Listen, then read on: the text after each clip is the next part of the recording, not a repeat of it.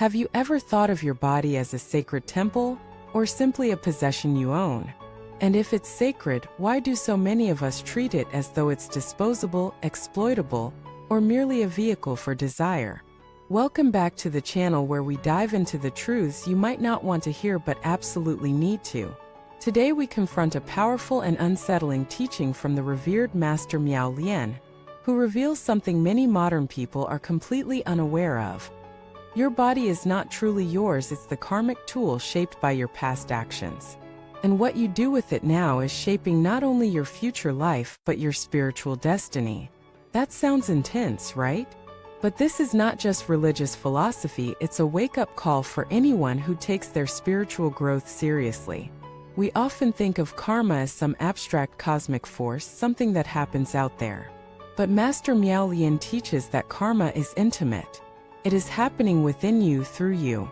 Your body, every cell, every sensation, every craving, every pain is the living manifestation of your karmic past.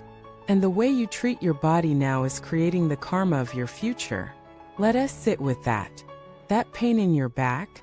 That impulse toward addiction? That fatigue that never seems to go away? They are not random. They are not punishments. They are echoes, reflections of choices made long ago, in this life or the ones before. Master Miao Lian said something that shocks many people. Your body is a debt collector. Every discomfort, every breakdown, every illness is a karmic creditor knocking at your door. And if you ignore the knocks become pounds. If you ignore the pounds, the door breaks. This teaching is not meant to scare you. It's meant to empower you. Because if the body is shaped by karma, it can also be purified by practice. You don't have to remain a slave to past actions. But first you must stop adding to the pile. Let us get brutally honest. How do you use your body? Do you stuff it with food not out of nourishment but out of anxiety? Do you use it to chase pleasures that leave you emptier each time? Do you neglect rest, overwork, overstimulate, and then complain when it breaks down? These aren't just bad habits, they're spiritual sabotage. Your body is not an enemy. It's not a toy. It's not a shell. It's your current karmic interface with the world. How you treat it is a mirror of how you treat your own soul. Master Miao Lian said, to purify the mind, begin with the body. That is not just metaphorical. If your body is constantly in states of overstimulation, inflammation, exhaustion, how can you possibly sit in meditation? How can you chant the name of the Buddha with clarity when your blood is boiling from anger or caffeine or lack of sleep? Let us be clear. Spiritual practice is not just about transcending the body, it's about transforming it. And to do that, we must first understand how we're abusing it. Here are some of the key actions Master Miao Lian warned against. Overindulgence in food, not just overeating but mindless eating. Eating while angry, eating for escape. Every bite taken without mindfulness adds weight to your karmic baggage. Sexual misconduct, using your body or someone else's for pleasure without compassion, without responsibility, without respect. This creates the heaviest karmic stains. Violence, not just physical violence, but verbal abuse, emotional manipulation, passive aggression. All of it injures the body's energy field and creates seeds of future suffering. Laziness, the refusal to move, to exercise, to wake early, to care for your health. It dulls not just your body, but your willpower, your clarity, your capacity to practice. Addictions, from alcohol to digital overstimulation, from caffeine to pornography. These things poison the nervous system, cloud the mind, and lock you into the prison of craving. And perhaps the most subtle one, ignorance, treating your body as if it has no sacred value, as if it doesn't matter, as if it's unrelated to your spiritual path. This passive neglect is the silent killer of your inner light. Every one of these is not just a physical act. It's a karmic message. It's you telling the universe, I do not honor this temple.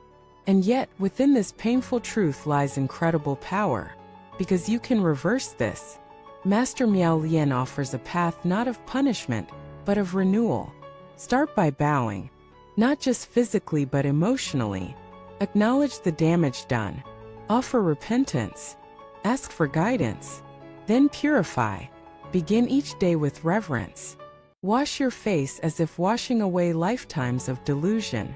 Sit in silence and feel what your body is holding. Don't fight it. Listen. Apologize. Forgive. Then choose differently. Eat with awareness. Move your body with joy. Speak with gentleness. Rest without guilt. Use your breath as a mantra. Let your posture be prayer. When you do this, the karma stored in your flesh begins to melt. The tension in your organs eases. The aggression in your blood softens. Your nervous system calms.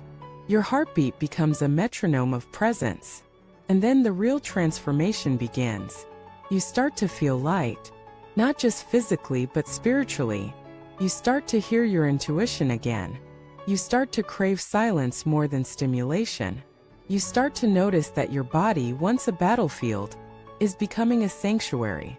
And from that sanctuary, your practice takes flight. Your chanting deepens. Your meditation stabilizes. Your sleep becomes sacred. Your waking becomes luminous. People begin to feel it when you enter a room. Not because you look different, but because your energy speaks truth. That is the power of a body reclaimed from karma. But it all begins with one decision: to stop using your body like a tool of consumption and start honoring it as a vehicle of liberation. This is not vanity. This is not obsession with health. This is sacred activism. It's how you show the Buddha within that you're serious. So the next time you reach for the junk food, the toxic habit, the angry word, pause. Ask yourself, is this an offering or an offense? And then choose differently. The Buddha never taught that we must be perfect. He taught that we must be awake. And awakening begins by realizing that this body you inhabit, this temporary form, is not a burden, it's your most immediate opportunity for practice. Thank you for watching this video. If this message stirred something in you, if it reminded you of how far you've strayed from honoring your body, or how far you've come, share your reflections below. Your story might just inspire someone else to begin again. Subscribe to the channel for more deep Dharma teachings. Give this video a like if it helped you, and pass it on to someone who needs a gentle but firm reminder to walk with reverence. Until next time, take care of your body, and it will carry your soul.